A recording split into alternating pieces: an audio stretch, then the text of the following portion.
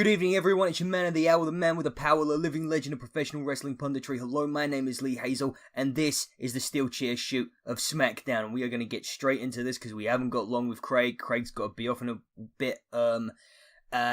So, guys, I've got a bit of a sore throat today, so I'm going to let you guys do most of the discussing.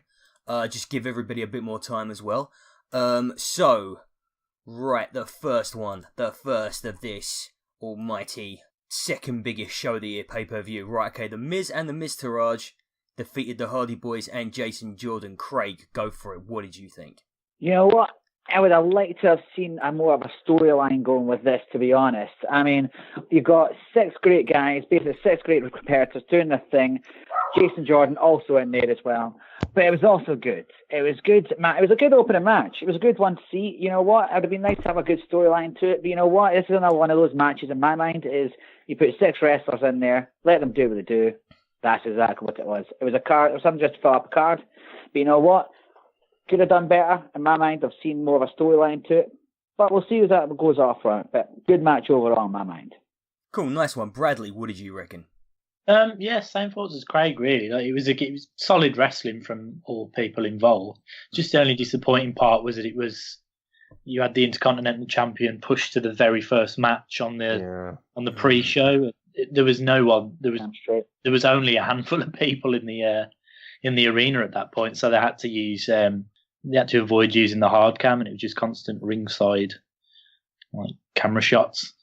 But other than that, it was quite good. And Miz used that his omission of a title defense to help his promo on Raw, which was quite good as well. Nice, cool. Yeah, I haven't actually seen Raw yet, so if any of you guys want to, if I'm talking about something like Raw related and what I say is completely blown out of the water by last night's events, you guys just you give me a nudge. Right, okay, what's your name? James. What's my name? What's How your dare name? you? Harsh, bro. Harsh. I forgot his name for a second. I'm sorry. We can't carry on now. We're done. Me and you are done professionally. We love you, James. It's all good. We love you, man. Well, I thought this... Good old what's his name? Sorry. Right, This match was fine. Yeah, I agree with Craig, is that there could have been a lot more potential in what they were doing. And again, with the fact that they've got the Intercontinental Champion on the pre-show doing bugger all, and then having to play to a crowd, also known as the social media guy. Oh, yeah. Love that bit. But yeah, pretty much I was happy to see the Hardys being the Hardys. I was happy to see the Miz mizzing it up. So, it was fine. Serviceable, I guess. Yeah, I mean, this was this is not the middle of a feud. This is not the end of a feud. This is very much the beginning of the feud between the Miz and Jason Jordan. I very much expect Jason Jordan to be wearing the Intercontinental belt very shortly. Maybe even at... What's the next one? Is the next one No Mercy, and is that Raw? Yeah, No Mercy. Yeah, No Mercy's Raw. Yeah, the No Mercy advert, which we saw during this pay-per-view as well, was actually really good. It's nice to see Alexa Bliss is the person the marketing campaign has been revolved around in quite a cool little bit. So this... It kind of feels... I was going to say quickly, there is one marketing campaign that I will need to mention. I was just thinking we should have started with that, because I actually think that was before the Miz and the Miztourage. So I'll just finish by saying, kind of seems like the sheen has come off the Hardy Boys a little bit. The great big pop of having them back has not really sustained itself, as they are now titleless, and they are on the first opening match of the pre-show to what was essentially an empty arena. Okay, so who wants to be the person who talks about damn it, I was going that should have been a surprise. Shawn Michaels being... Sorry, I ain't got time for that crap. Right, what do we think about Shawn Michaels being the Colonel? Right, well... I feel like if you had a long day's work and you decided, you know what, I'm going to stay up to watch SummerSlam, because it'll be fun. Mm-hmm. But then you get into that sort of like dreary haze where you're not quite sure if you're awake and you're not quite sure if you're asleep, and then you see the Colonel, the KFC Colonel, doing Shawn Michaels' entrance. It was certainly one up from the Dolph Ziggler and Miz KFC thing they did as well, where. Oh, I don't know. Like, in fact, one of my big thing about this was going to be like he's stealing Dolph Ziggler's gimmick with this. Like, Dolph Ziggler is the Colonel, and quite frankly, he's had a lot more success as the Colonel than he has had as Dolph Ziggler. Oh my god! But can he please be the Colonel? Can he please come back as a Colonel? Do you know what? If he did that, that'd be the only shot he had at getting championship gold in the next, 2 or 3 years, I reckon. Sorry, Bradley. You can picture now, basically being, you can picture now, special guest at No Mercy would be the Colonel versus Open Challenge. That'll be it. It'll be right there. You can see it coming. And probably Rusev will come out and go, I'll do this. Oh, let's just drop out Rusev. Oh, no, that's we talk about the next one of the lines later on. Never mind. It's fine. I'm not bitter. No.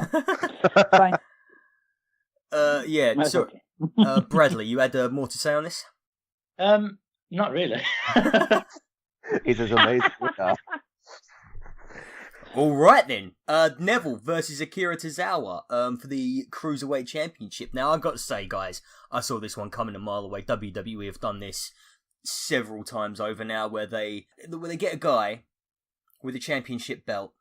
They make them lose it just before the big pay-per-view so they can get it back at the big pay-per-view and be the first 2-time winner of the first multiple champion with a new belt like the Cruiserweight title is. It doesn't really have the same lineage as the old WWE, WCW Cruiserweight belt.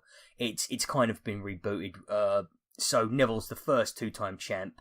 Because for some reason in this day and age, WWE like to measure the success of a champion not by how many days they have retained it and kept onto it, but by how many times they've actually lost and got it back. James, what did you think of this one? I thought it wasn't too bad. I mean, I struggle to watch the pre-show in general, just because I don't really. It's just that old feeling of it's not the actual show, so why am I really bothering to watch this? But I still like Neville. I still like what he's doing, and I still love that they've got this chemistry together, both him and Tozawa. And yeah, it's bad that now we've just got hey, he lost the belt, now he's got it back. King of the Cruiserweights, stuff like that. So I didn't know Neville was Scottish. Oh, that's totally what a northern accent sounds like. I just think Scotland is north. That's it. I think Greg. Do you have a rebuttal to that? Oh, Jesus, mate. Seriously, James, I used to love you, mate. Right. As he says in his broadest Scottish accent possible. Right. Basically, I get what WWE was trying to do here. I get the whole tap point of, let's make him lose the title. Then fans of Neville can tune in and see him go and see, can he do it? And there's a reason for fans to try and tune in to the pre-show and go, yes. There's a reason to do it. That backfired marvellously. But it's the thing I watched here is, as James said, is Neville values that title something fierce. And even said that on the actual show where Graves said that Neville values the Cruiserweight Championship like nothing else. And you know what? It's absolutely right, because you know what? He's defended it and one of the longest reigning champions in WWE in more recent years. And the stuff he does has been exceptional. And it makes sense for him to recapture the title. And it's good that they gave Toaza a chance to go, okay, here you go. You got a title. But then again, here's a spoiler for fans if you've not seen them, if you're basically going to watch or listen to this later on. Of course, 205, they're having another rematch score. So that's great. Have a great feud, and let's run it into the ground, or at least just basically pummel it into several rematches. And it's something that, this could have been so much better. I'm sitting back. The match was great. Can't fault it at all. But there's just wee bits of, I need emotion into it. And it's great that you've got two great wrestlers at that point, doing great stuff inside the ring. But there's an emotional disconnect for the whole entire thing. I don't know what it is. And it's the same thing with a lot of stuff that's happening with 205. But there's an emotional disconnect. The same thing we had with Neville and Jack Gallagher, what we didn't have with Aries and Neville, because you got invested in that. Yeah. And I don't know what it is here, but that's something that W needs to work on. I don't know what's going on with it, but you know what? They've got an exceptional champion like Neville. Do something with him. You're only good as a champion as the people as your opponents. And you know what? If you're going to have people that are facing you that you don't only give like maybe about 3 months of notice of, that's not a proper decent challenge. You need someone who's basically going to go, right, that title could be mine. Not just go, by the way, we're going to give him the title before the big show. And that's the way I look at it. But you know what? A good match. It was a good pre-show match. But you know what? I would like to see more so I can get Roshan involved in it. Yeah, same here. There was a little bit too much of the Titus brand thing in this. I kind of just want Akira Tozawa versus Neville, and for them to sort of like just build it kind of like a sports, like a proper realistic a fight between those two guys. You know, like just you know, very sort of like matter of fact, very sort of sports orientated. Bradley, what did you think? Yeah, it was probably the best match of the pre-show. Actually, no, it wasn't, because there was the more after that. Yeah, it was a good match. I would have liked to have seen Tozawa retain, because I think that the Titus brand needs something for them, and I think them getting the Cruiserweight Championship was a good stepping stone in the right direction. But I also get that Neville's supposed to be this dominant heel champion, but I like the idea that he lost it and then he would get even angrier that he's the only person that gives something to the Cruiserweight division at the moment. He's the only person that you want to tune in to watch on the Cruiserweight division, because you want to know what he's going to do next. But I think just him being the champion, it doesn't always... he's making everyone else look bad. Oh God, you're right. Yeah, no one else is on the Neville level. Bradley, you're absolutely right. He's absolutely right, though, to be blunt honest. You've got someone who's basically dominating all the way through. Bradley, I think you've hit that right in the head, by the way, mate. He is the Brock Lesnar of the cruiserweights. Yeah. Okay, guys. So the next match, and so, I don't know. Actually, like people were saying that this on social media, they were saying that the Usos versus the New Day, after it happened, was probably going to be the match of the night until a certain match happened at the very end of the pay-per-view. But yeah, like it was like the Usos versus the New Day, really, really excellent match. Those guys know how to finish one off. Craig, what did you reckon? Absolutely right. They were nice. New Day and the Usos, you know what? Like, we've seen them on SmackDown, and they've had some weird segments, but you know what? They have been absolute gold in the ring. Like one of the matches they had beforehand on SmackDown before the show was great, and this one was exactly it. I mean, like you've got great moments on this where you've got like Jey Uso punching Xavier Woods right out of the air. Yeah, I mean, Big E powerbombing Woods onto the Jimmy. Yeah, I mean, like New Day hitting the backstabber and basically one of the other moves as well. And basically, like, Jay flies off the security barricade to take down Woods. You know what? You had everything in this. And you know what? It's exactly what you'd expect from the tag team champions.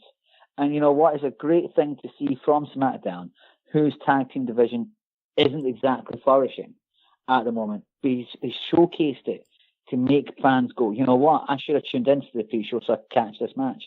But I would bluntly honest, this match, in my mind, through some of the other matches we've seen later on, I would have happily have seen this and tuned in for this to be on the main show. It was great to see. I'm not going to lie, I didn't expect Uso to win. But you know what? It was fantastic to get him to win. Because, you know what? All of them, all 5 men, have been exceptional in building this feud up. Yeah. And you know what? If they had another rematch, another match I wouldn't mind seeing again. I actually wouldn't, because they're just electric at the moment. Good to see all the way. Cool, nice one. Bradley, what did you think? Yeah, I definitely agree. It was it's one of those feuds that it's not getting old, and that's what you want from a feud. It's just carrying on, and they're both bringing the best out of each other. I think naturally they are, New Day versus Usos is kind of made for each other because the amount of stuff that they can bring out.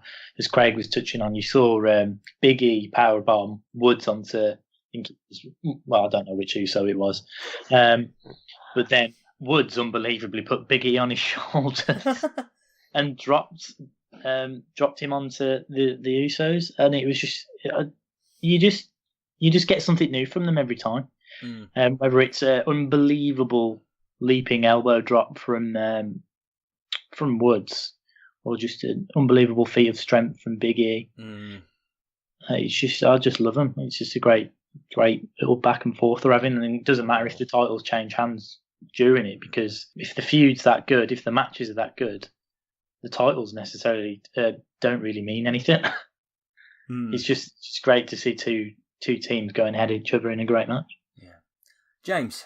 I'd just like to say is that especially when it comes to like the New Day, I have to appreciate what Xavier Woods is doing right now, because like whenever the New Day has had the tag team titles, it's mostly just been Kofi and Big E, and like they've been the ones doing all the action while Xavier's been on the sidelines, trumping along on his Francesca II. And but like he's been like proving recently that he can bring it all. He can bring all the like stuff that he needs to do in order to put on a really good match, and working well with like either Big E or Kofi. So I just have to appreciate it, because again, because it didn't seem like we got much in the past, and now it's just, hey, he's actually good, guys. That's a good shout. A definite good shout right there. You're absolutely right. He tends to get overlooked because he does the computer games. He does the up, down, down type thing, and people want to realistically rate him as that. But you know what? James, top notch in that. When I've thought of saying that, but you know what? Top notch on it, mate. Yeah, I've got to say, actually, Xavier Woods has, for a while now, been one of my absolute favourite members of the WWE roster, because he is, he keeps saying he weren't going to be the biggest, he weren't going to be the fastest, he weren't going to be the strongest, but he could be the smartest, and I think he is. And I think this whole New Day gimmick, I think it's got him all over. Definitely. The gear that they came down to the ring in, the Red Lantern inspired gear, was absolutely top notch, and just completely, like, that says everything you need to hear about Xavier Woods. Geeky, stylish, just that guy's got a great imagination, and I would absolutely love to see him take a more booking orientated role with WWE at some point in future. Anyway, guys, on to the main show proper. We got John Cena versus Baron Corbin. Now, me and Bradley have a difference of opinion on Mr. Corbin. I believe that him winning the Money in the Bank briefcase was a complete waste of time, and I think it was a good thing that he lost. Bradley, what did you think? Yeah, I do agree that I would have liked to have seen someone else win the briefcase, but once it was on him, I was like, okay, let's give him a chance, see where it goes. I just wanted to see him do well, I think, and I just can't understand why they've. I know whoever has the briefcase, they're not always entitled to, they're not necessarily going to cash it in successfully. But I thought the fact that it was John Cena stopping him again, and he's just been completely buried, and now Cena's swanned off to Raw. It just says all you need to know. He's either fucked up somewhere, and they're really punishing him for it. Yep. Or they just completely changed their mind on him. They're just, okay, you're not the guy we want. Well, I don't know. He's going to suffer, yeah. I think. I don't know what it was entirely, but apparently he had to go at some servicemen on Twitter, like some army guys, and you do not do that in WWE and expect to them not absolutely cut off your push to a screeching halt. James?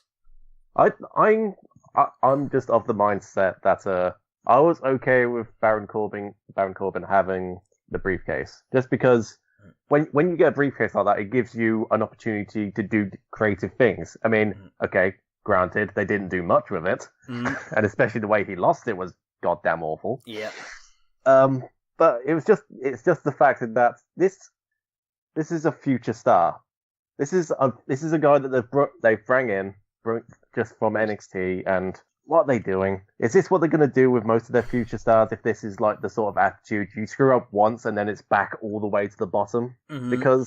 And then to have John Cena, the king of the burying, do it. The guy that's known to, like, the guy that cut off the head of the Nexus. Yeah.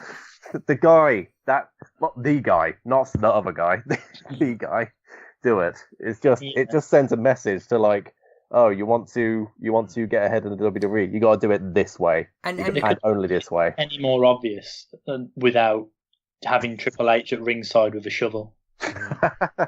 And they did it like it's him. It's Cena again, and this is the second time he's actually done this with a Money in the Bank winner. The first time was Damien Sandow, and Cena absolutely destroyed him. I'm just annoyed that they couldn't do any, or that they didn't do anything creative with it. They could have made Baron Corbin extremely pissed off and just basically want to destroy Cena because of what he did. Yeah, but that's the thing though, is that like their goal with this match was to punish Baron Corbin. I mean, John Cena came out and he was mucking around. He wasn't taking the fight seriously whatsoever, and still beat the crap out of Corbin. And he did it with an F5. Like, John Cena wore JBL's hat around the ring and beats him with the first attitude adjustment that he hits, when everybody else needs at least 2 or 3 attitude adjustments to go down for 3 count. Like, that move is a false finish these days, and Baron Corbin went down to it clean. Craig, what did you reckon? Yeah, I would want to ask. Every single one thing, the points you guys have brought up, that's exactly it. And my mind and my take of this is that I would want to ask from a fan point of view, when you look at it, like just as like kids watching, right, like that, they couldn't give a crap about stuff that's happened behind the scenes, right? They couldn't give a shit about the fact that they're going, right, he's pissed these guys off. What they look at is there's someone that WWE has built up in the past, 2 years, as being a main eventer, someone who's been something good, right? He won the title, he won the briefcase. Okay, fine.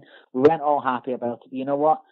Briefcase is there to build up a star. If they're not there ready at the moment, they've got a full year to develop.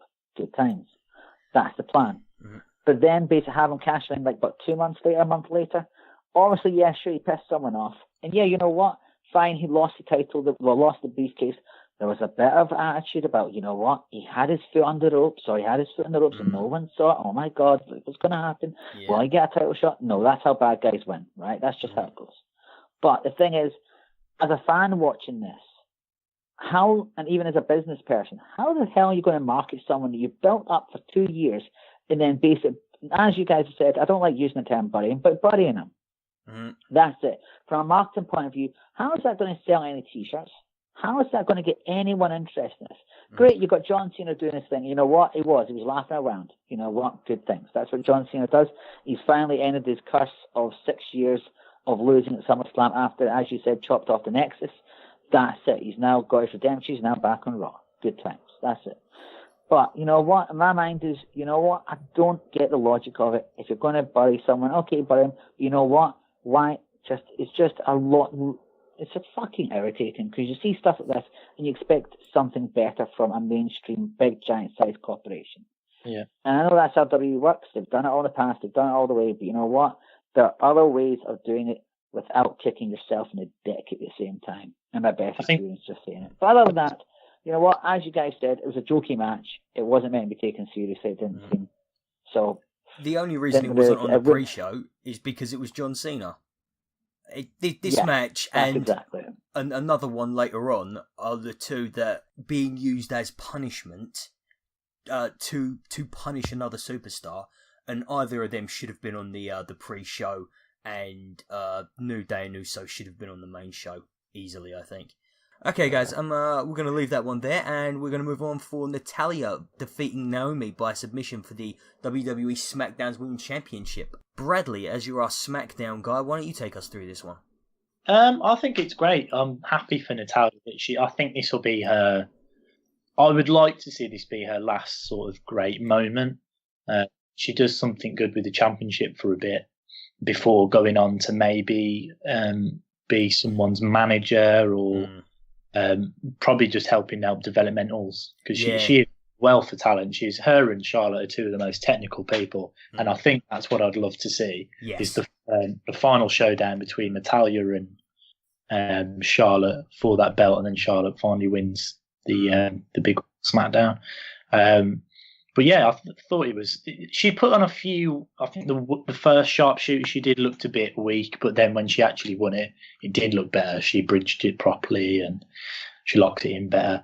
I had to say I was getting bored of Naomi as well. It's just another one of these people that she's got a gimmick, she's got a catchphrase, she repeats it, and then it gets old, and she doesn't come up with anything new. She come up with Feel the Glow and all of that light in the dark stuff, and that's getting old. She changed the championship, and it looked tacky. I think Natalya's right. She's going to restore some nobility into the SmackDown Women's title. Looking forward to SmackDown there. Well, when I watch it back tomorrow, see what she can do. Cool, nice one. I am pretty much in agreement with everything you said. We are very much on the same page for this. I definitely think that Natalya is going to be used as a transitional champion so that they can put the belt around Charlotte's waist. But having said that, I hope that this, her being crowned as the new SmackDown Women's Championship, that this is the moment her character reboots, that she becomes a much better heel. Her character no longer does her character had so little focus recently. It's gone from, she started out with the whole farting thing, which was just ridiculous. And then she was trying to be people's frenemies. And then she was crawling up Daniel Bryan and Shane McMahon's assholes because she was a crawler suddenly. And then now, finally, I think we've got Natalya as a good, strong heel. I really hope this reboots her character into something a lot more legitimate. And I really want to see Charlotte versus Natalya for the WWE SmackDown Women's Championship, because their match at Arrival, I think, and I still haven't seen Asuka versus Ember Moon yet, but I think Natalya versus Charlotte at NXT Arrival is the best women's match that WWE has ever put on. Craig, what did you think? Yeah, I pretty much agreeing with you, man. It's basically, it'd be good to see Natalya actually showcase her talents properly now. Is because, you know what, underlying in the whole entire few years, she's showcased in the wee comments that there's more in the sense of personality-wise of she can be such a dangerous heel. This match alone, there was wee subtle moments where it showed that she's more dangerous, and she demonstrated it. So it wasn't, the best way to describe this match wasn't that Naomi was being that, the nice, good person who's basically gutsy and will fight their way through. It was more about showing that, just how dangerous Natalya can be when she's given that chance. And this was exactly it. You know what? Showed just how dangerous the sharpshooter is. Exactly as you said, it'd be great to see Charlotte versus Natalya. And you know what? That's exactly what it is. And you know what, Bradley, you're absolutely right. Several spots in that.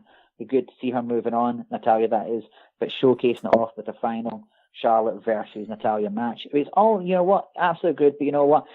Naomi, on the sense of when you look back at her title reigns, it didn't connect.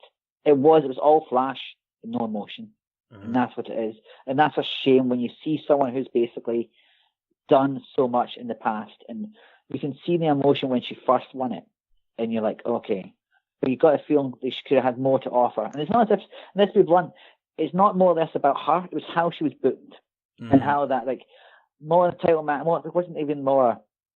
Who did she have? She had her most regular title defenses was against Lana. Again, we're back to what I've said. Your championship reign is as good as your opponent. Lana basically is not a great wrestler. She's only starting out in that sense, if you want to look at it. She's done stuff in NXT, but that's based on the day shows, not on the actual main show, like recorded episodes. Yeah. You know what?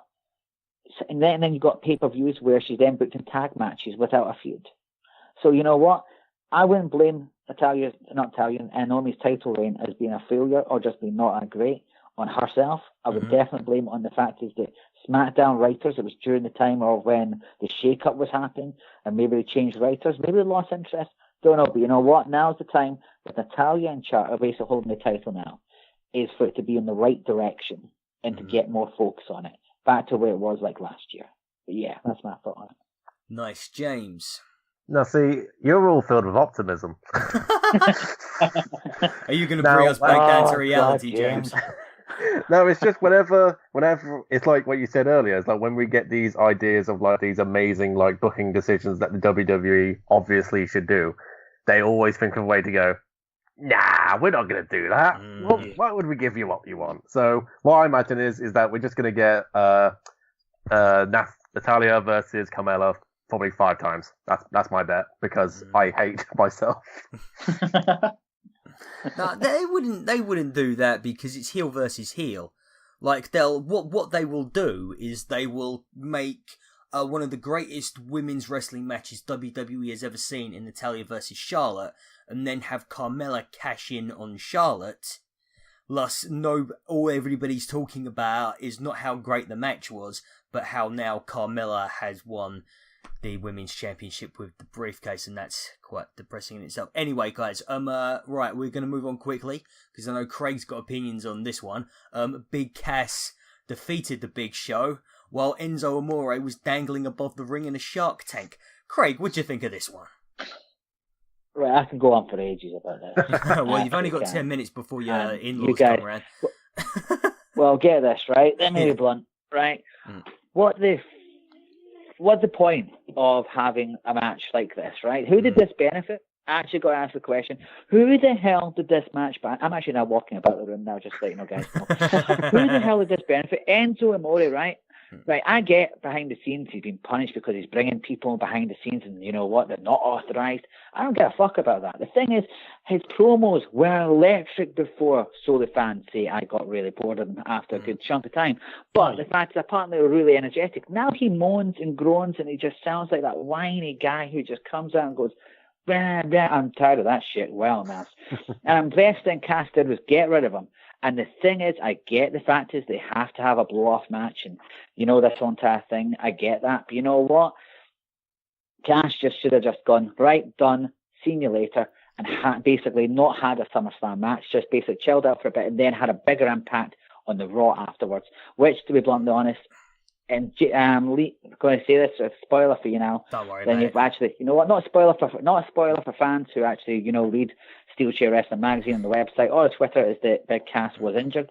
But after a match on Raw, what you will say is this: you know what, Big Show, I'm sorry this didn't showcase you either in the best of light. I get the logical part of this storyline is the fact that they were hurting his hand, he couldn't knock him out.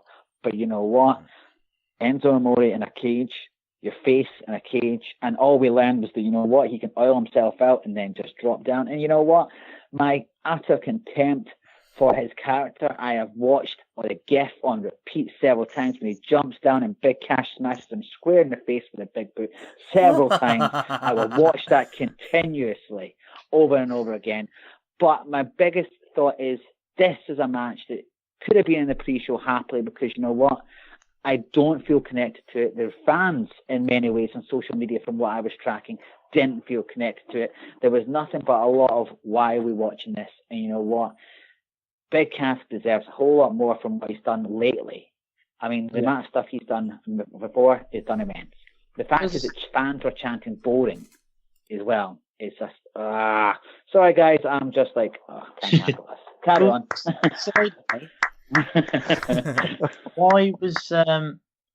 Why have they done the same thing they always do with Big Show, that he had a broken hand? Hasn't that happened like 3 or 4 times before? Yeah, he's always like, it looks like a sledgehammer when his hand is taped up in the plaster. Yeah, when Floyd Mayweather beat him, that was ridiculous.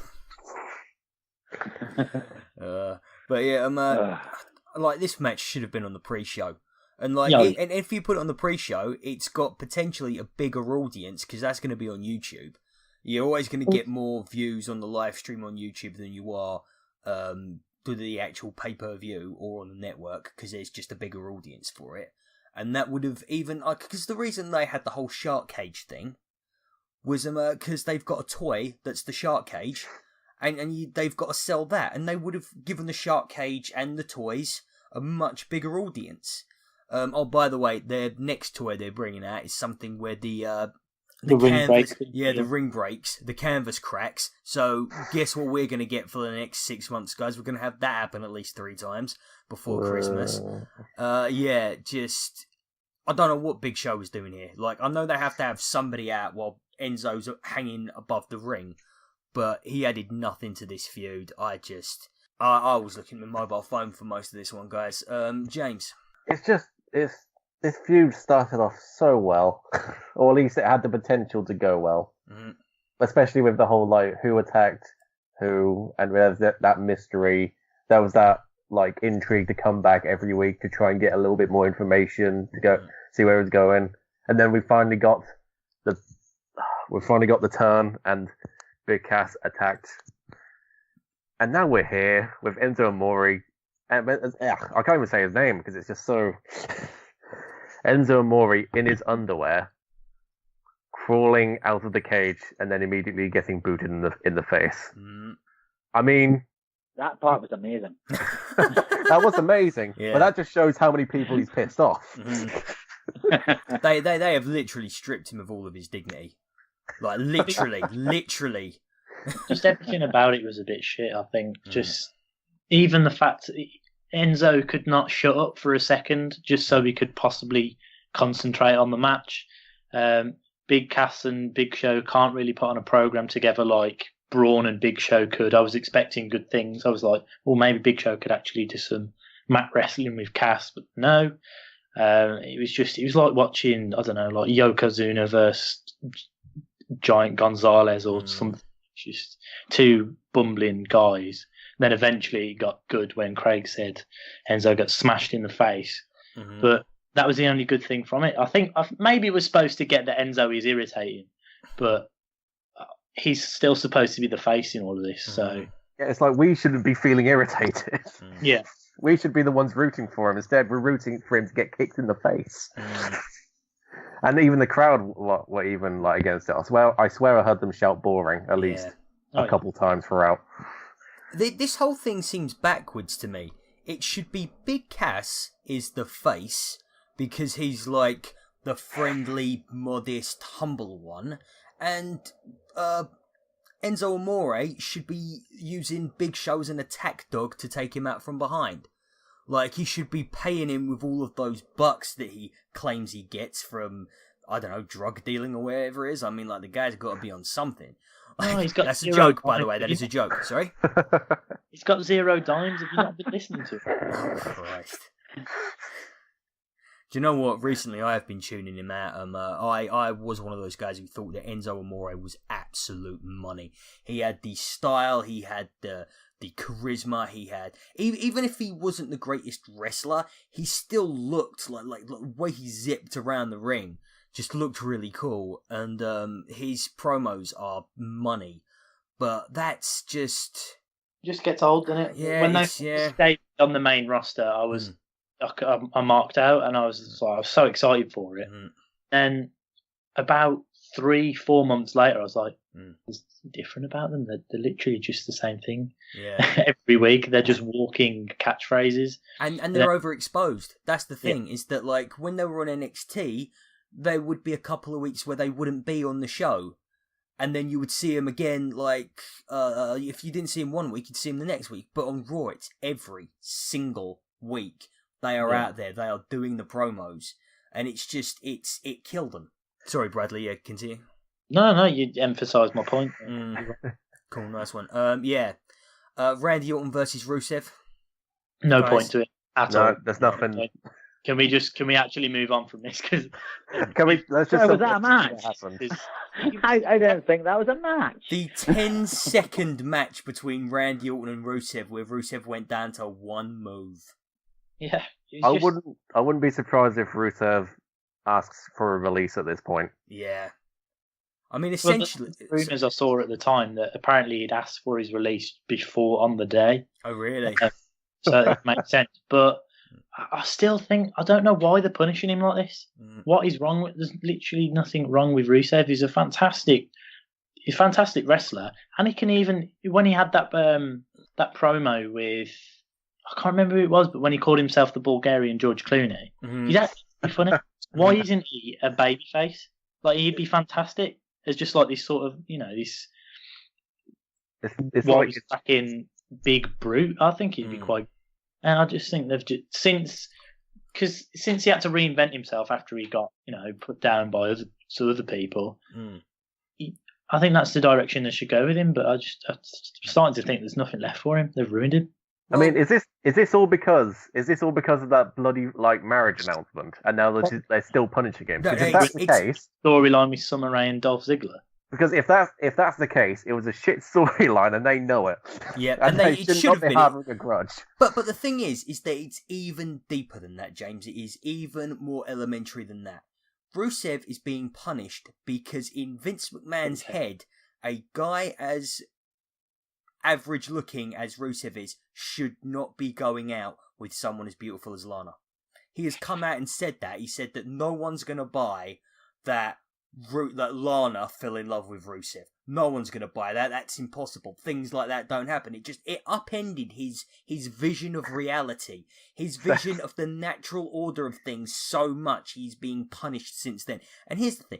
This is the third public execution we have seen tonight. And I'm sorry, WWE. I don't want to hear. If you're going to do this, if you are going to publicly shame your wrestlers, don't do it on the shows because it makes the shows worse. The 3 worst matches on this show were the times when you were punishing you were punishing your superstars, you were punishing your wrestlers in such a petty way in the court of public opinion, and it's just stop it because it makes your shows worse. Suspend them. You're absolutely right on that one. Yeah, it's fact is, that's the thing. I mean, no matter what happens, the way you look at it, WWE is a business. Mm-hmm. It is a business, and people need to tune in to watch what it is. Mm-hmm. And the thing is, especially in this day and age, we're wrestling from the UK, from Australia, from Germany, even Canada, all across the world, even India as well, starting to bring up more promotions. The demand for wrestling is a paramount. And you may be WWE may be the showcase of everything, of the whole entire, the big super wrestling thing worldwide, it. Mm-hmm. The thing is, W Network, the whole 9 yards, fans tune in to watch it. And every single match should be, especially on something like SummerSlam, where they were building it to be the second WrestleMania, has to be something showcased. And if you're going to punish people, do it on Raw, do it on free shows like that, do it on SmackDown. But you know what? On shows like this, where people either spend money or basically tune in at nights, especially in the UK or in other countries where they have to watch about time and they're working the next day, they will get bored, they will get angry, they will get frustrated, and that will lead to people tuning in to go into Full Slam, they'll tune into other things, they will give up in Daily Network to go to something else like Defy Wrestling, Beyond Wrestling, Progress Wrestling, the whole 9 yards, and they will go to New Japan, which is currently, after that G1 climax, it's looking immense. Mm-hmm. And that's where the problem is now lying. Yeah. Has anybody not spoken about this who would like to speak about this? I forgot who I've asked. I just want to say quickly that the guy that said no one would ever fall in love with Rusev was also the same guy that had most of the women in the company gagging for him, apparently.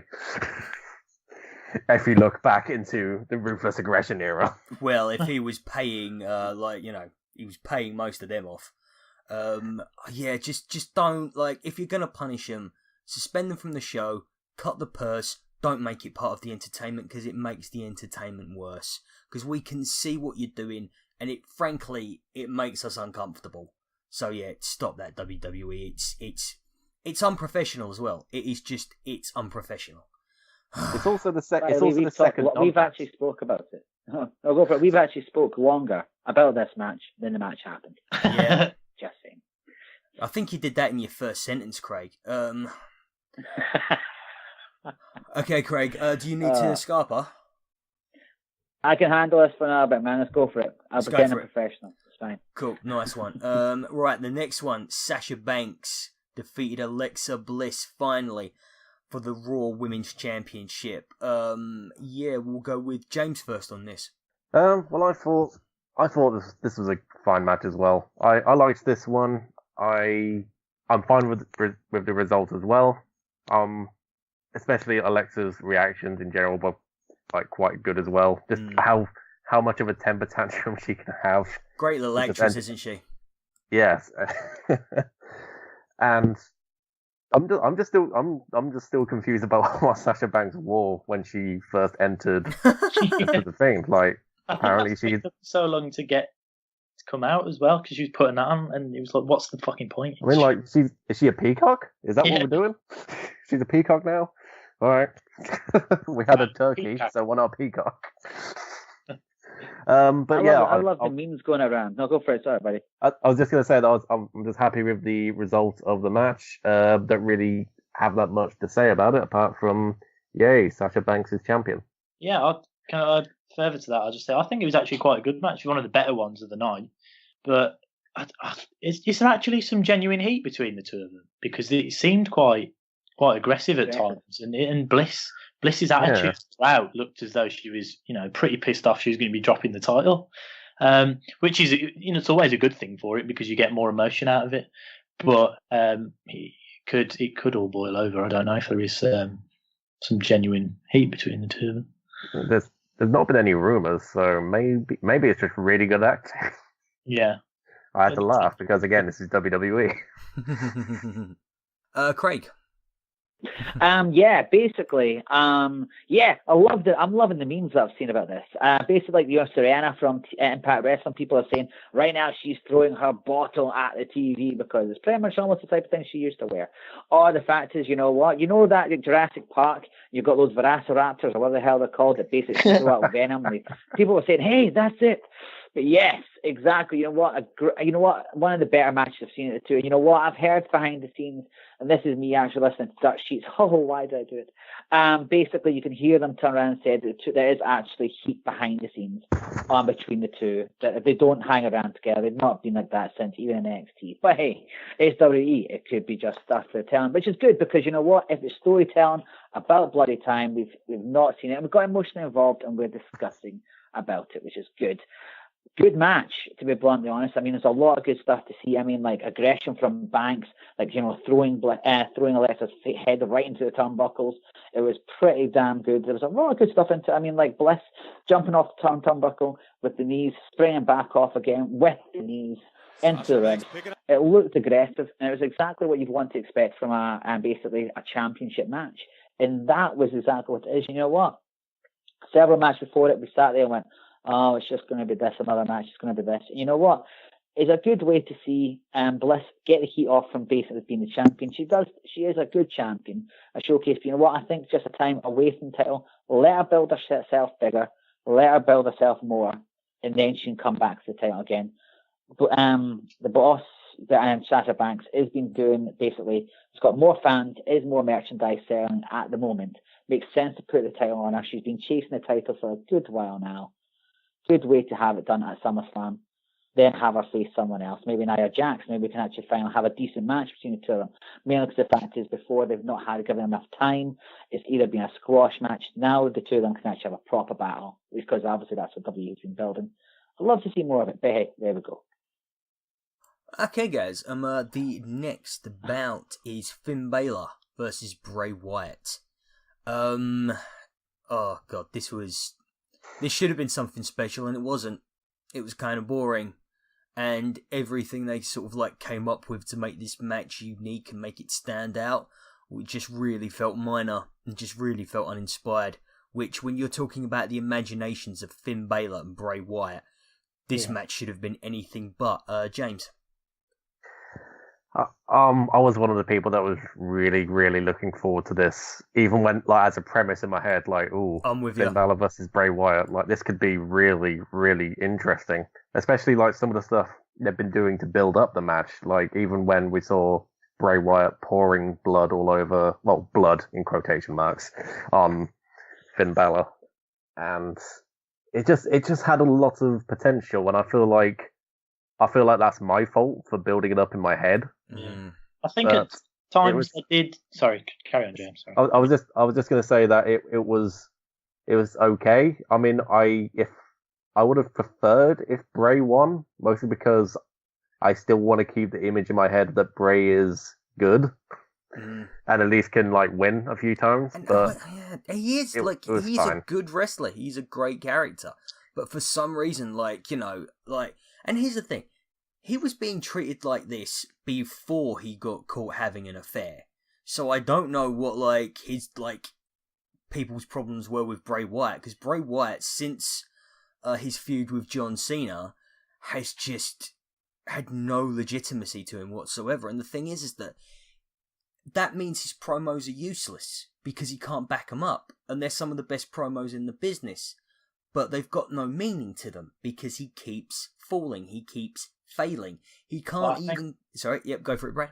I think part of that is that it's not necessarily about the success, the championships, the wins or the losses. As long as he can get into someone's head and manipulate them, that's part of his character. I think it's not necessarily about any wins or losses for him, which is a shame because obviously he's good.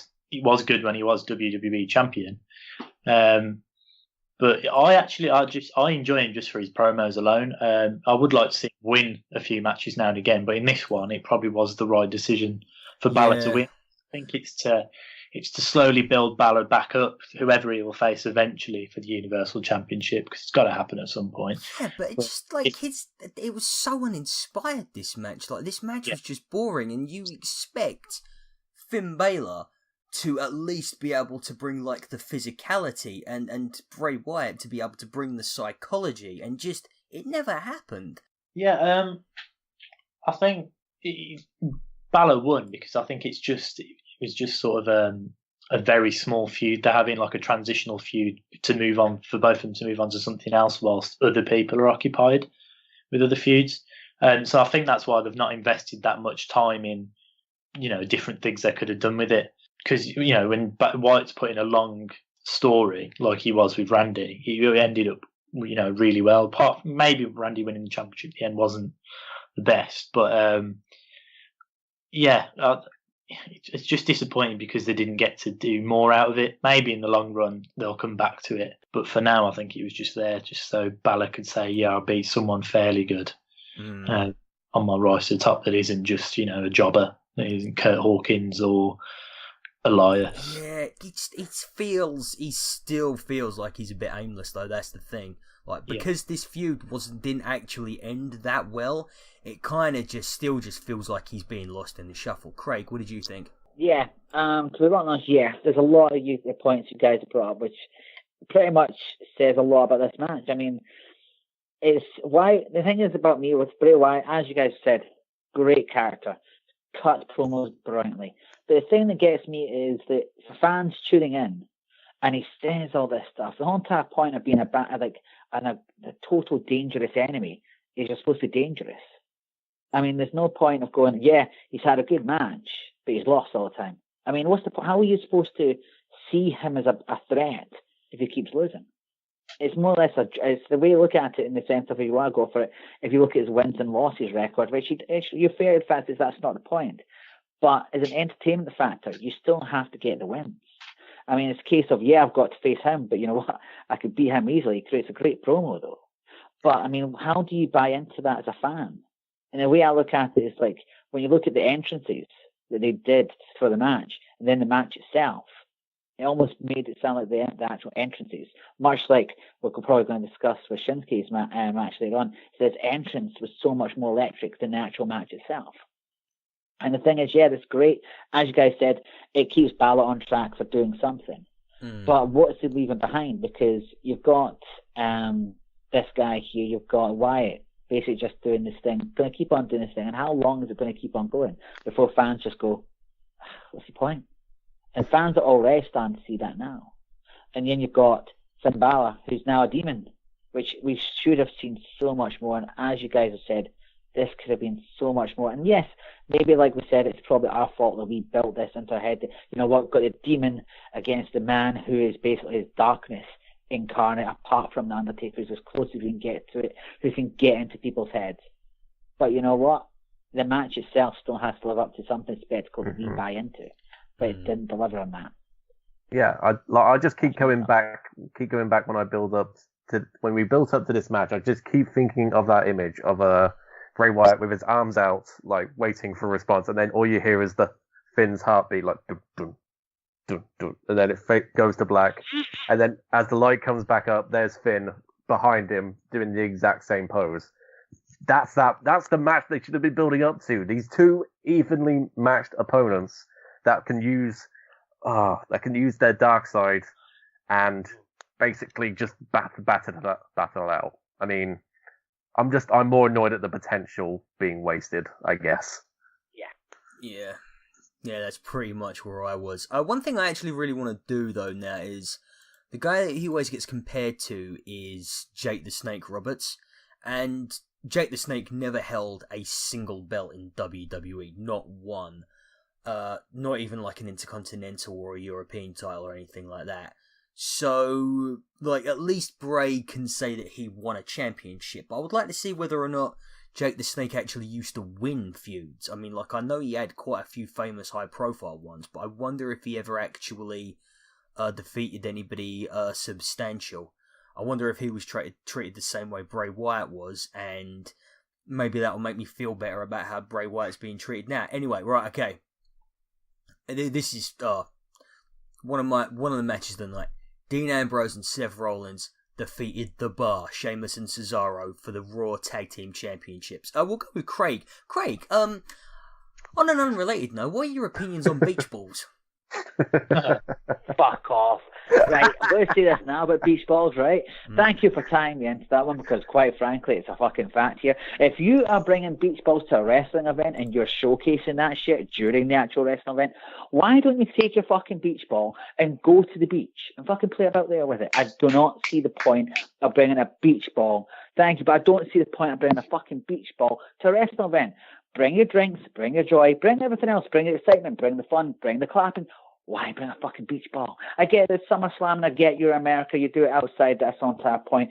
But then I start to see it in the UK and I'm like, it's not fucking sunny here at all. It makes no fucking sense. But then at that point in time, the same thing is the same things I said to, I think I said this to Lee, I think I said to you guys off before we jumped on, it was the same type of thing where you're buying a ticket and you're going, I'm not going to watch this match because I'm going to turn and look at the wall. I'm going to turn my back to this match. You literally just played yourself and you're paying more attention to yourself or paying attention to the wall than paying the ticket. You played yourself. You know what? That annoys the fuck out of me. Thank you. There we go. Now on to the match. This is a great match. But yeah, try saying that 6 times fast. This guy can go on a rant. But no, yeah, you know what? I've been waiting for this build up for a while. This is basically what WWE does right. Is they build up a story properly.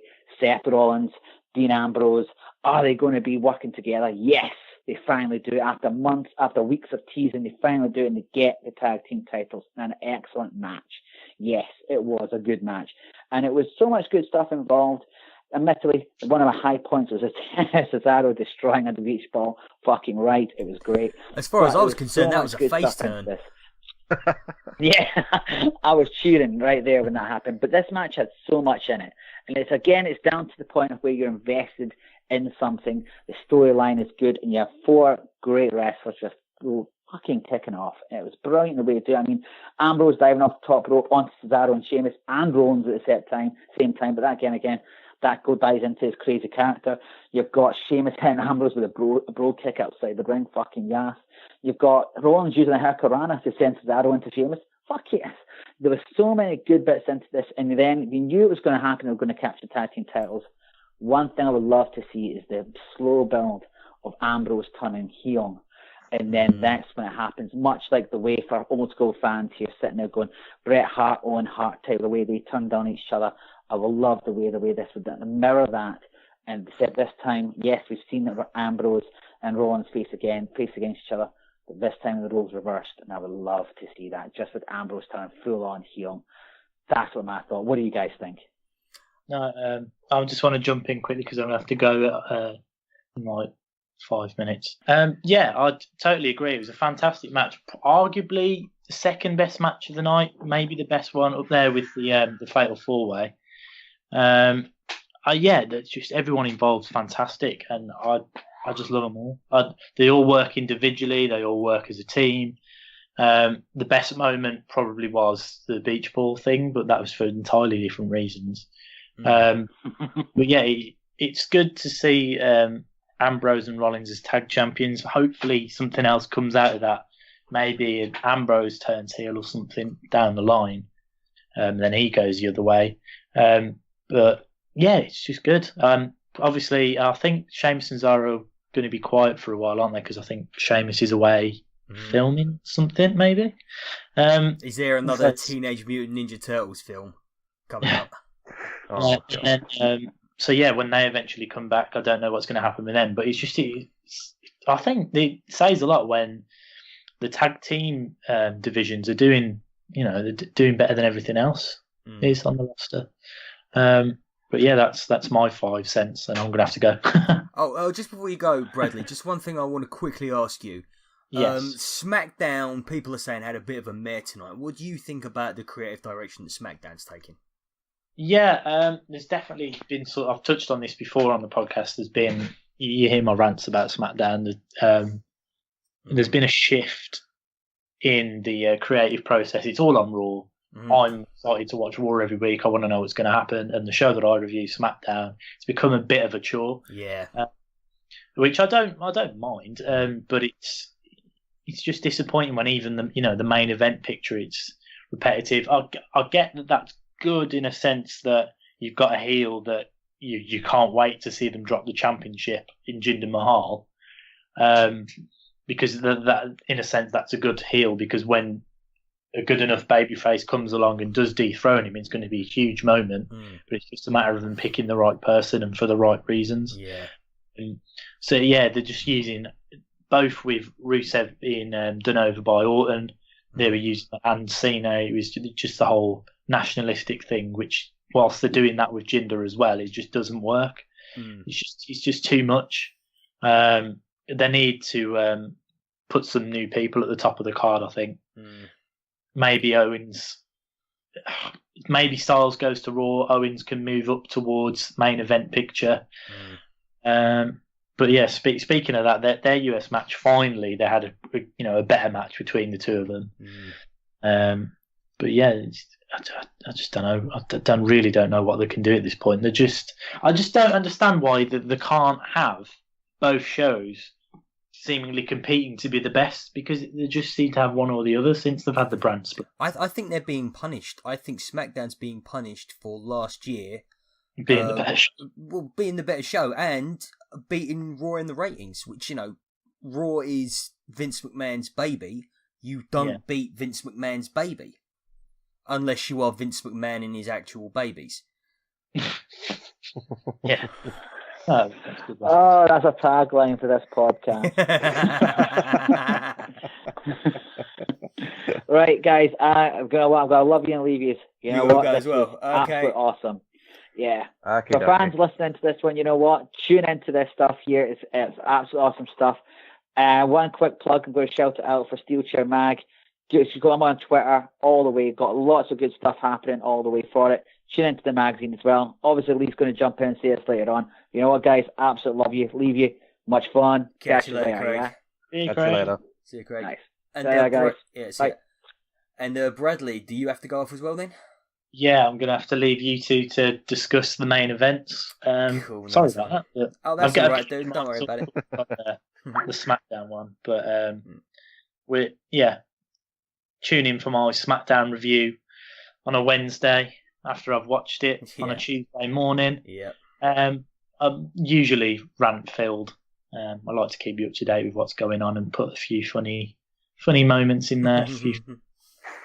As is my style of humour. But yeah, thanks for having me on as always. Nice one, dude. I'll speak to you guys soon. Yeah, Right. catch you later. Speak to you later, dude. Yeah. Well, and then there was two. So, I'll just leave you talking on your own. This podcast on your own, man. I can do that. I can fill some time.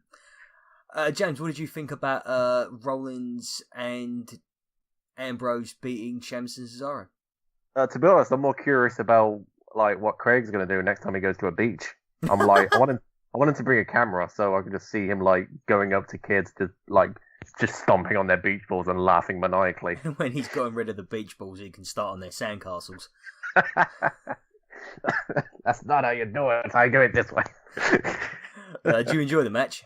I did. I really, really enjoyed it, and this was probably the best story going into SummerSlam. Yeah, absolutely. The strongest one as well. The connection, the emotional connection between not just Ambrose and Rollins, but between them and the audience has been electric the last few weeks. It's been really good, and especially from when we've just been waiting and waiting for them to just finally, like, I'll just kiss already. Yeah. I'm sorry, I've been talking to Erin a little bit too much. she's been. If for anyone who doesn't know, Erin has done an article about the eventual future of Seth and Dean, which you should definitely take a look at, and it's definitely not smutty at all. Well, that's a disappointment. I've always wanted to read her fan fiction. Her God, Shield fan fiction. Yeah. I'm wary. I only got a taste of it. And Bradley's messaged me on Facebook, and he just wants to inform everybody. Oh yeah, no, I know why SmackDown's shit now.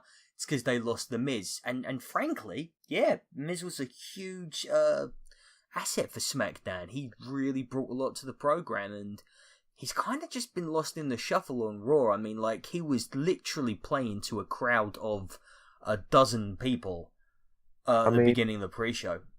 I mean, if you've watched the latest Raw, then you can definitely see that he's getting back. He's getting back in there because he did one hell of a promo, like towards for anyone who hasn't seen it, towards Roman Reigns and John Cena. So I'd recommend watching that if you feel like you're in doubt of the Miz's future, because it's definitely there. There's definitely something there that they need to work on. Yeah, and I think get rid of the Hardys from the equation and just have it be the Miz Taraj versus Jason Jordan, and that'll be I'm happy with that. Yeah, because I don't think Jason Jordan's got a great promo on him, but what he does have is tremendous in-ring ability, and I think his in-ring ability and the Miz's promo work, that could be magic. Cool. So the next one, AJ Styles defeated Kevin Owens for the United States Championship. And if I have anything to say about this, it's that they might have had the best match in their feud. But they had way too, that's not what I was focused on in this match. I was focused on how much time and emphasis was put into Shane McMahon. And I'm just like, whose idea was this to interject Shane McMahon so much into this match in the first place? Like, what? They thinking, two of the world's greatest wrestling talents coming together in a feud for one of our championships. That's not interesting enough. That's not exciting enough. You know what is exciting? Shane McMahon. For fuck's... I am sorry. I am over Shane McMahon now. I am just completely over Shane McMahon. And I want him off the program.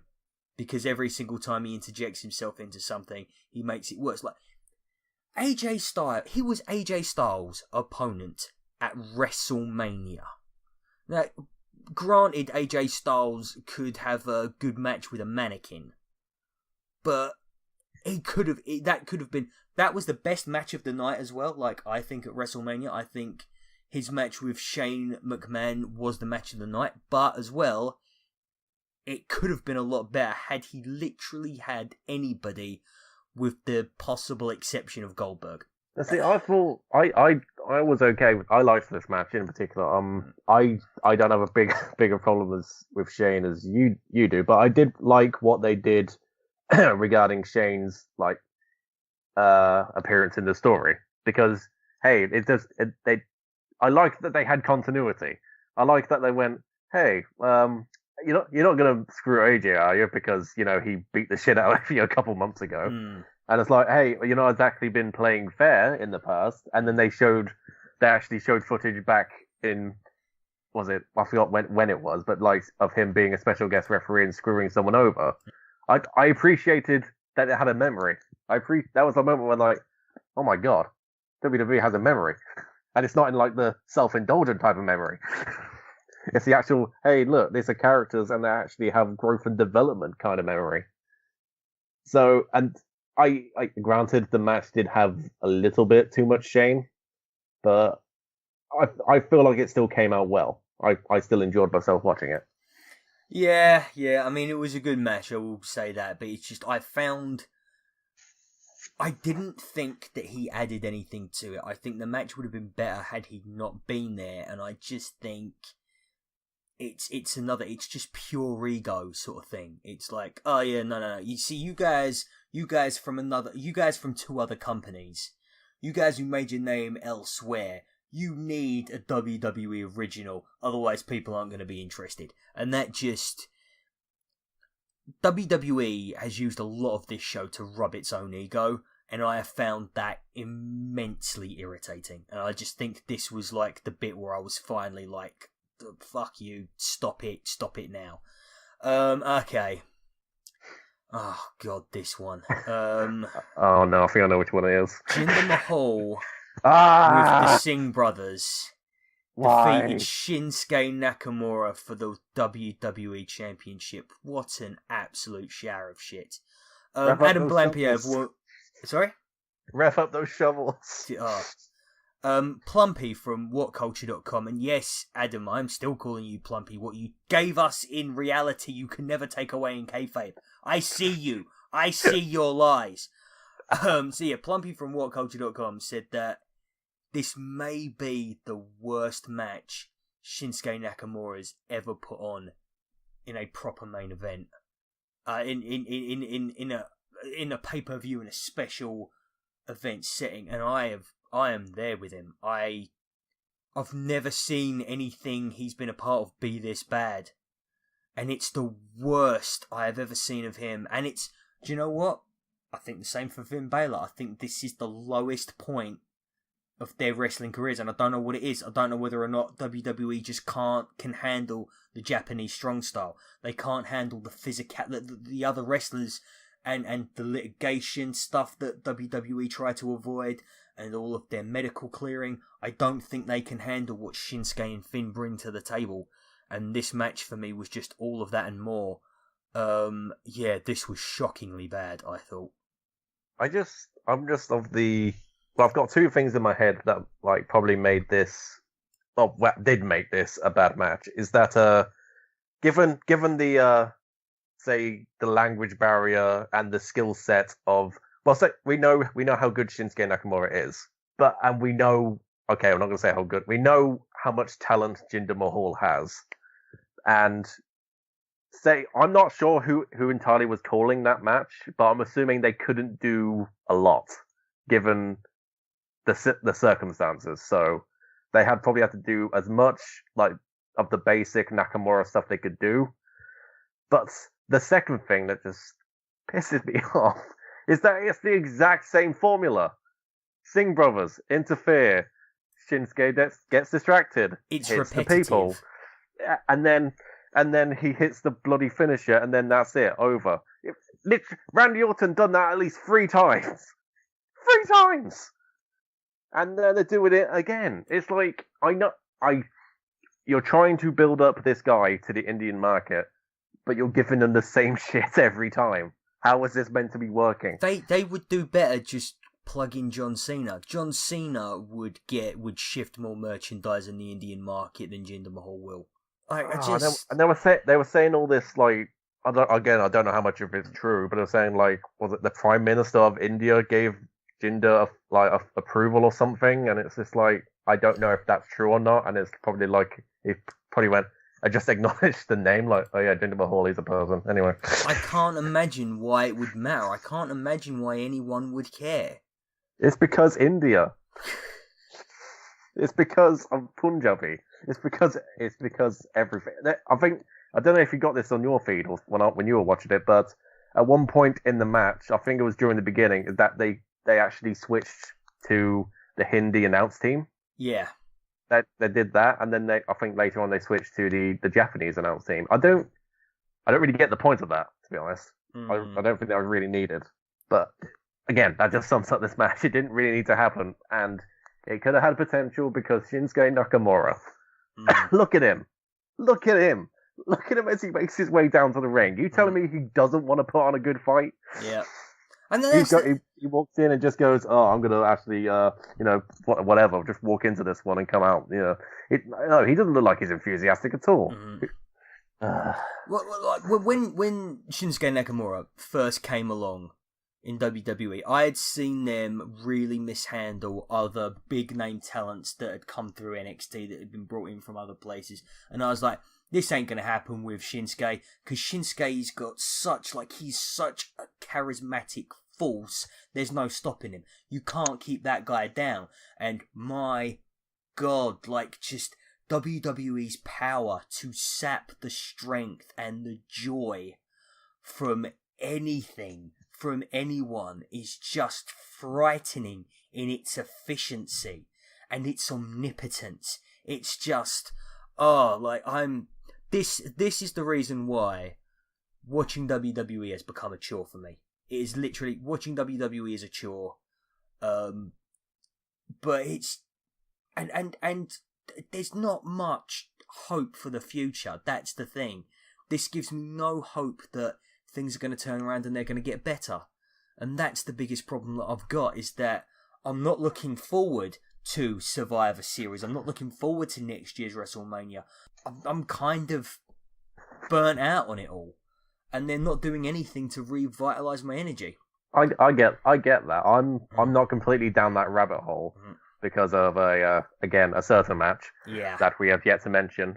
But it's just, on SmackDown we had John Cena versus Shinsuke Nakamura. Why wasn't that a thing that happened?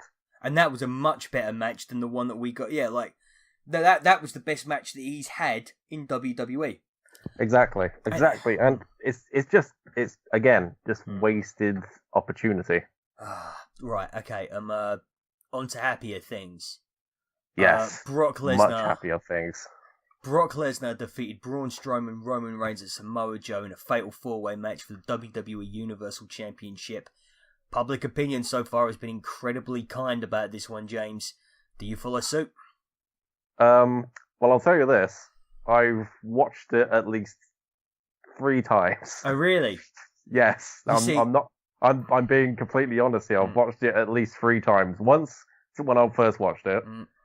Twice to show someone else, and the 3rd time just so I could get a better idea of what happened. Yeah. Just because it all happened so fast. My God. Like, was it good for you? I will say, right, excellent match. Like, really great match. The best performance individually any one of these guys has put on in months. However, the problem is that I have, and the reason why I'm not quite as high on this match as everybody else is that this was kind of, for me, a bit too little too late. I'm not invested. I can understand that. I'm not invested in the Universal Championship right now. I don't think Brock Lesnar needs the title. I don't think he should have the title. I think the fact that he's this big attraction that everyone tunes in to see whenever he's on board, I think that doesn't need the championship. It doesn't need to have the Universal Championship away from television, because it just makes everything else on Raw seem a lot less important. Makes all of the matches that they have on Raw seem less relevant. And then you've got the fact that when it's Brock Lesnar, right, okay, another plug for my look backs, guys, in the SteelChair magazine, but the one we've got coming up this month is the first 6 months of Brock Lesnar's inaugural WWE year, which was a fantastic 6 months that he had. He won the championship his first year in the company at SummerSlam in 2002, 15 years ago. And looking at that and then looking at this, it's like Brock Lesnar. Well, no, not this. Like, this was a much better performance. This was absolutely fantastic. But the performances that he's been doing, like, you know, with Goldberg when he was fighting Roman Reigns, the last couple of matches he had against The Undertaker, basically the whole Suplex City thing completely ruined him. And it just looks like he's been replaced with his own spitting image puppet. Like, that's the thing. He's a parody of himself now. That's the problem I've got with him. Braun Strowman is a very good performer, but I've never been into the monster type characters. It's never been my thing. I have Roman Reigns fatigue. I'm sorry, but I just think he dominates way too much of the conversation, and I kind of want everyone to shut up about him now, whether they have good things or bad things to say, and I kind of don't want to see him for a good long while until I get my batteries restored. And Samoa Joe, I just have no confidence WWE are going to use him correctly. Like, they're not using Shinsuke Nakamura correctly. Like, they're not using AJ Styles or Kevin Owens or Sami Zayn correctly. You know, one of the all-time greatest wrestlers in my personal top 10 of all time is Joe. And I just don't think they're ever going to give him the belt. And I don't think they're ever going to give him a really good run with the title.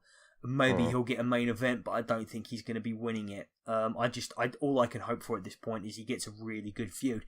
And because of that, as good as this match was, and trust me guys, this is a 4.5-star match, easily, I just wasn't as invested in it. And that's really fucking awful, because this is one of the best matches of the night. I don't actually think it's quite the best. I still think the 2 tag matches, New Day and Rollins and Ambrose's tag matches, were better than this. I should be celebrating, and I'm not. And I have another good thing WWE's done that only brings up negative points for me. James, you got anything else on this one? I'm just from the point of, I'm okay with how Brock Lesnar was being used in this match in general. Mm-hmm. I liked the idea of him basically building up these other people, because he's become such a prominent star in this industry that he's building up other people like Braun Strowman, who, my God, again, I've not really ever been into the monster thing, but Braun Strowman, man, holy shit.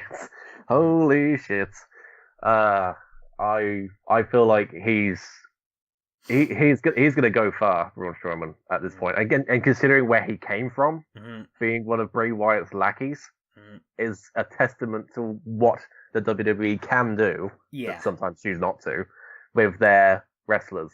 Roman Reigns, I get the hate. I obviously do. I mean, no one wants stuff like that forced upon them. But I'm at the mindset now where I really don't mind. I'm fine with him. I don't hate the guy. Yeah. He performed really well in this match, and I feel like he should deserve some credit. Credit where credit is due. Samoa Joe is a goddamn badass. He was so like, to me, he was such a badass in this match in general, especially in how he like sneakily tried to get the win, like constantly trying to like just catch people off guard. Try and roll up people for the pin, or just even throw himself at people in order just to gain an advantage. I just loved what this was, and people were debating about whether Brock should have retained the title. Obviously, I would have loved if, say, Braun got the title, or even Joe. I mean, not Roman. I mean, again, I said I don't mind the guy. I don't want him to win more titles. That's not what I'm saying. But I think Brock winning the title from a storyline of the match worked well, as considering that he was taken out after being crushed, was he put through 2 tables? Yep, 2 announce tables, one after the other, and then, and I've not seen this before, had another announce table dumped on top of him. I mean, how can you not like that? Spot of the year. WWE spot of the year. It's not quite an ambulance, but it's quite good.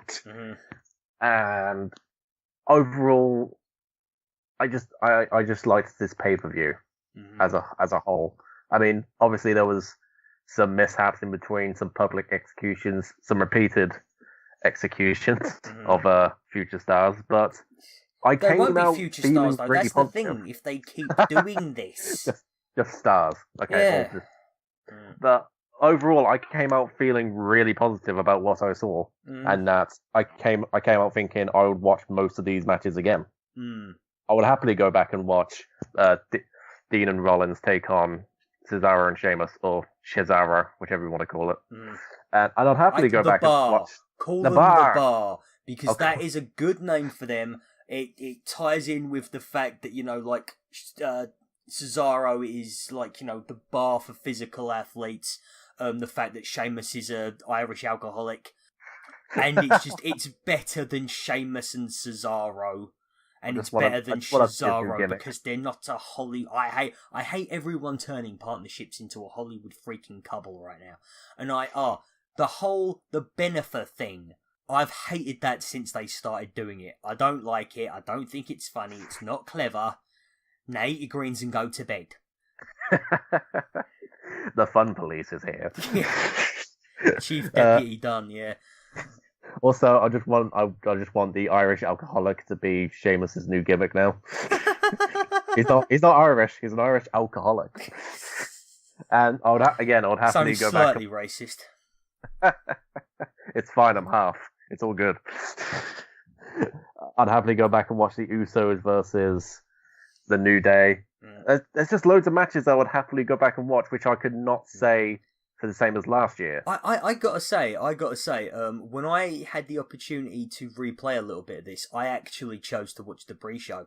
And a few weeks ago, you on this very podcast said the pre-show is the best show, and I shot you down for it. If you said it this time around, I might not have done that. I've gone back and forth on that sometimes, because sometimes it is the best show, because there are, obviously, like with the New Day and that, there'll be like some sort of mindset where like, okay, we're on the set where we've got to get people invested and want to buy the network. But it also could be the mindset of, hey, they've bumped us to the pre-show, let's do some spite matches and actually put on possibly the best show of the entire night. Again, there's sometimes you get Ty Dillinger versus Aiden English, so, you know. Yeah. Well, it was, they need to use the pre-show to showcase more wrestling. That's what they need to do.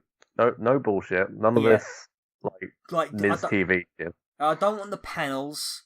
Okay, you can have Elias Sampson doing his thing, because he's quite entertaining with this, but, cut down the panels, take Renee Young out of the pre-show, put her on the announce desk, because that's where she belongs. She is one of your most charismatic and compelling entities, WWE. Use her properly. But no, Booker T. Oh, God, don't even. Just... And put more wrestling on there, and that way you can have more than one women's storyline going on at once. You can have more than one thing going on with the tag team division. And then you can put those matches on the pre-show, and then the pre-show will actually make people want to tune into the actual show more. I mean, today, Sunday, the New Day and the Usos were basically saying, we're on the pre-show, are we? Right, we're going to show you. And they did, and they put on one of the matches of the night. And if it weren't for the fact that the main event was so goddamn good, and Rollins and Ambrose got the tag team titles back, I definitely think people would think that the pre-show was the better of the shows. Because two great matches on it, yeah. Exactly. Okay, I'm just sad. I'm also sad that the Cruiserweight belt was not on the main show, because, it's the Cruiserweight belt, and we like the Cruiserweight, so I'm just going to crawl away and hide now.